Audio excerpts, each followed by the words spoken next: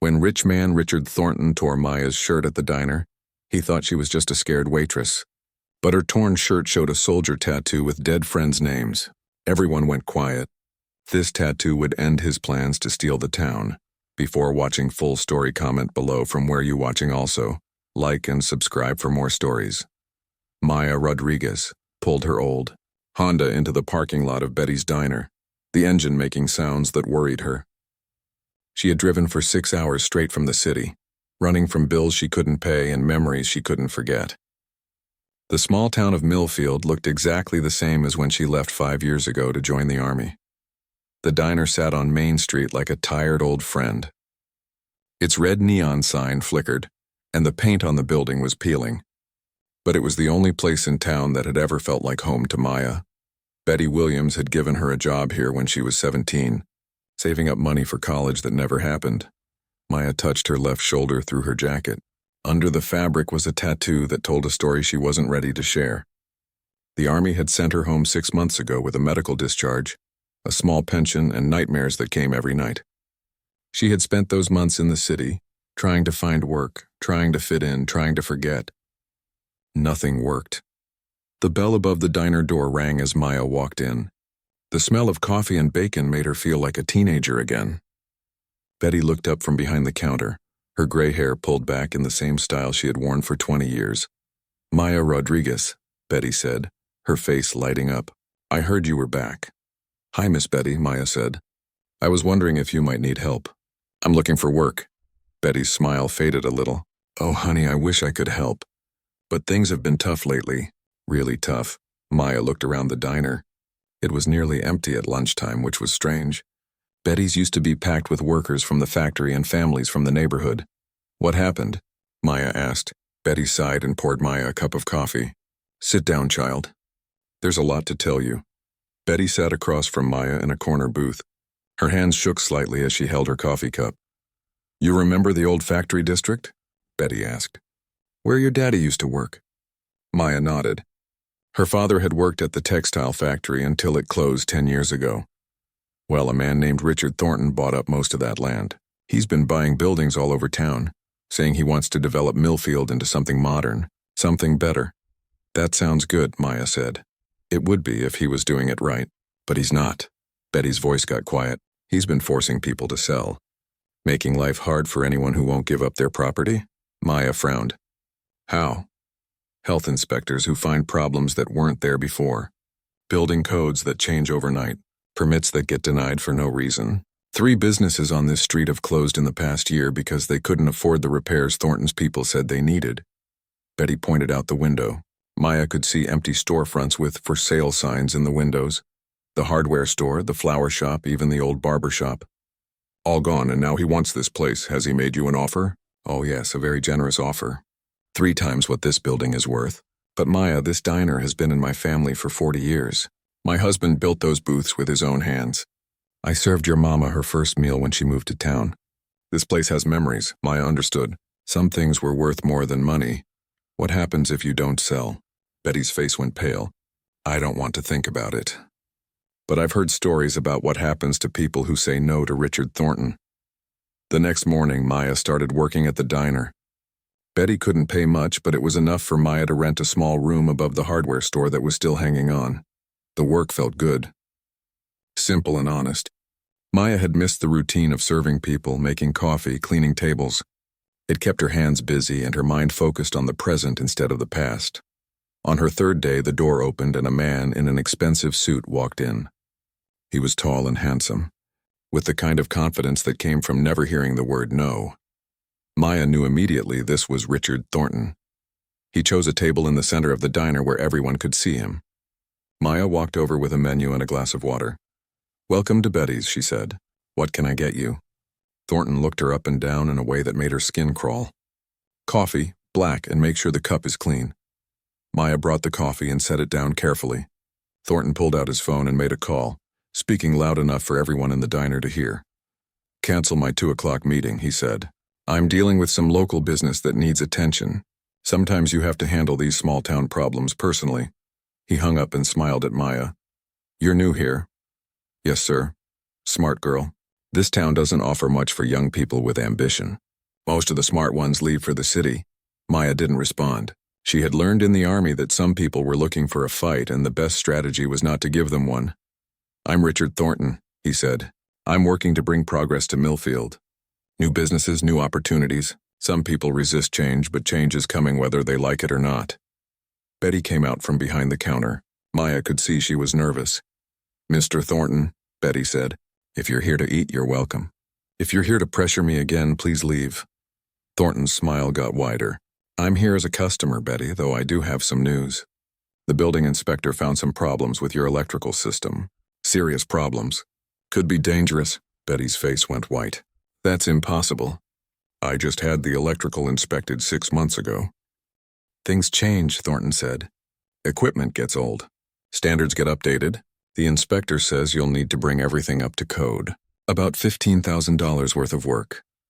Maya watched Betty grab the counter for support. $15,000 might as well have been $1 million for a small diner that was barely breaking even. "Of course," Thornton continued. "If the building changes ownership, the new owner would be responsible for all repairs. Might save you a lot of trouble and expense." "This diner isn't for sale," Betty said quietly. Thornton stood up and dropped $1 on the table for his coffee. "Everything's for sale, Betty. It's just a matter of price and timing." Over the next week, things got worse.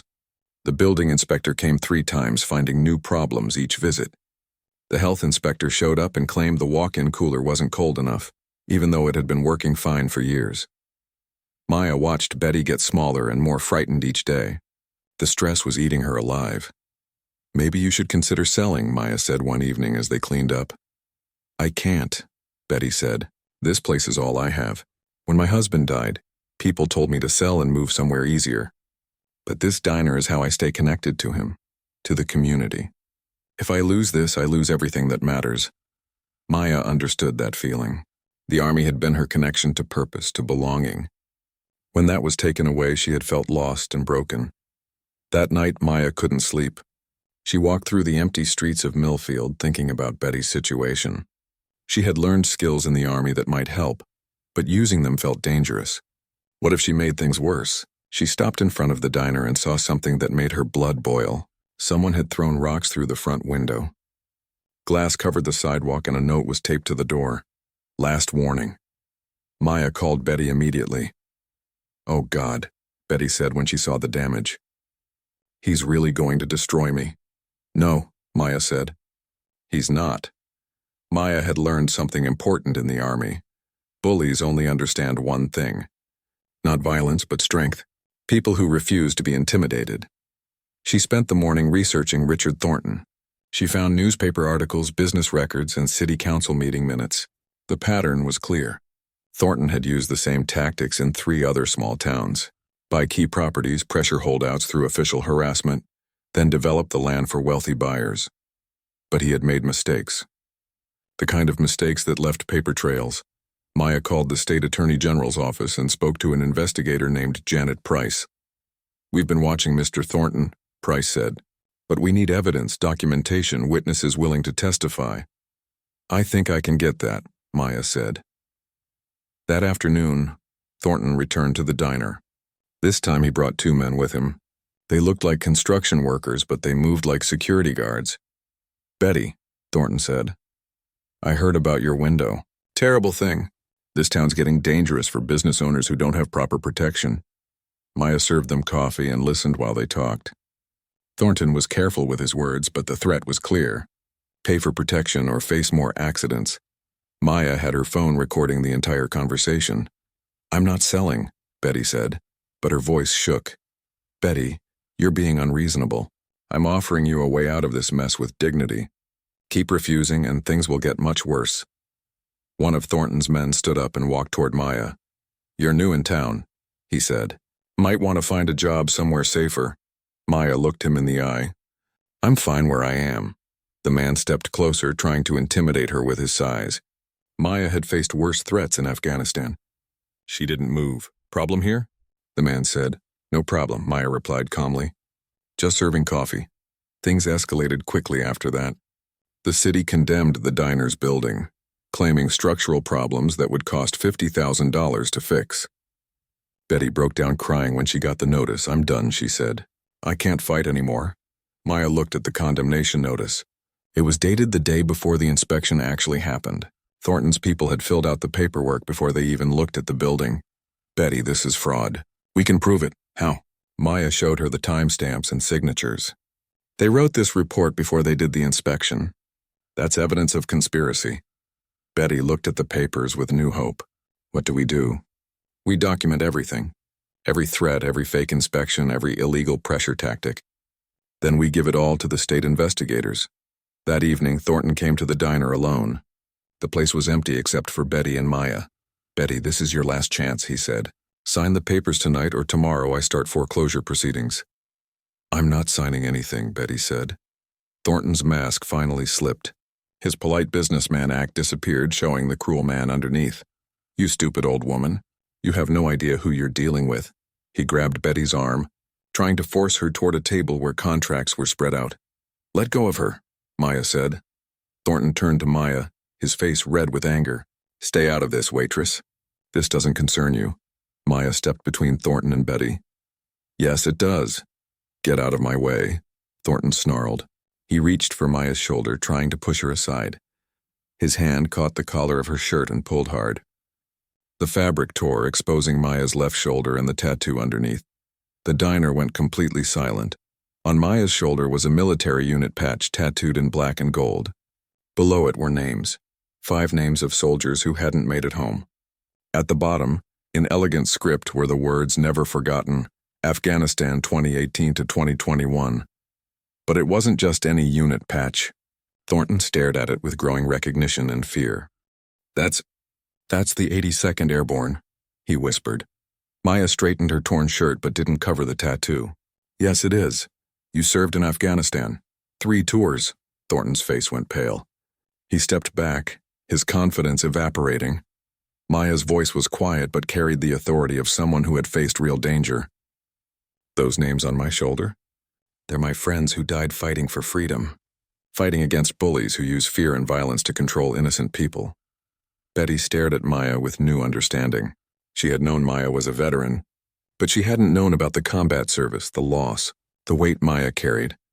"I didn't come back from war to watch another bully destroy good people's lives," Maya continued. "And I definitely didn't survive 3 years in a combat zone to be intimidated by a small-town criminal in an expensive suit." Thornton tried to recover his composure. "This doesn't change anything. I have lawyers, connections, money, and I have evidence," Maya interrupted. She pulled out her phone, showing him the recording app. "Every threat you've made, every illegal pressure tactic, every piece of fraud. All recorded and ready to send to state investigators." Thornton lunged for the phone, but Maya was faster. Years of military training made her reflexes sharp. "I already uploaded copies to multiple locations," she said. "Deleting this phone won't help you." Betty looked at Maya's tattoo with tears in her eyes. "Why didn't you tell me you were a war hero?" "I'm not a hero," Maya said. "I'm just someone who learned that good people have to stand up to bad people, or the bad people win." Thornton was making phone calls, trying to reach his lawyers and his city hall contacts. But Maya could see panic in his eyes. He had built his power on intimidating people who couldn't fight back. He wasn't prepared for organized resistance. "Betty," Maya said, "call the state attorney general's office. Ask for Janet Price. Tell her we have evidence of organized corruption and that Thornton just committed assault and battery in front of witnesses." "You can't prove assault," Thornton said desperately. "It was an accident." Maya pointed to the security camera Betty had installed after the first break-in. The camera caught everything. "You grabbing Betty, you tearing my shirt, you threatening both of us." Betty made the call while Maya kept watch on Thornton. He looked like a man watching his empire crumble. "They're sending investigators immediately," Betty said after hanging up. "Ms. Price says they've been building a case against Thornton for months. They just needed local witnesses willing to testify." Within 2 hours, state investigators arrived with local police backup. Maya handed over all her recordings and documentation. Betty provided years of correspondence showing the systematic harassment campaign. Other business owners, seeing that someone was finally standing up to Thornton, came forward with their own evidence. The pattern of corruption was overwhelming. Thornton was arrested on charges of fraud, extortion, conspiracy, and assault. His network of corrupt city officials was exposed and removed from office. The fake building violations against the diner were thrown out. Betty's property was safe. But the real victory was what happened to the community. Seeing that resistance was possible, other people found their courage. The flower shop reopened. The hardware store expanded. New businesses moved into the empty storefronts. Maya became something of a local hero, though she didn't like the attention. She preferred to focus on helping Betty run the diner and supporting other veterans who were struggling with civilian life. 6 months later, Maya stood in the diner kitchen, preparing for the lunch rush. Her torn shirt had been replaced, but she no longer hid her tattoo. The names on her shoulder were part of her story, and her story had helped save Betty's diner and their community. Betty came into the kitchen carrying a newspaper. "Look at this," she said. The headline read, "Thornton sentenced to 12 years in federal prison for corruption." "Justice," Betty said with satisfaction. Maya nodded, but she was thinking about something bigger than justice. She was thinking about healing. The war in Afghanistan had ended for her when she came home, but the battle for meaning had continued.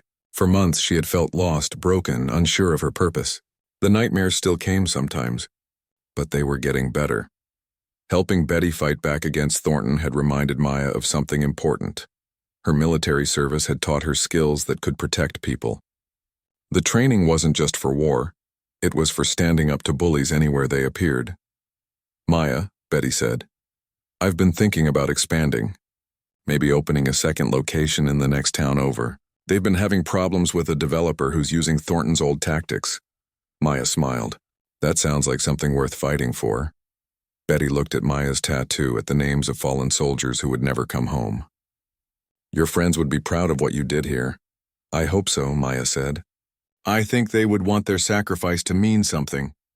To protect people who can't protect themselves." The lunch crowd started arriving. Factory workers, families, elderly people who had watched their town almost get destroyed by one man's greed. They all knew Maya's story now, and they treated her with the respect due to someone who had served both her country and her community. Maya poured coffee and took orders.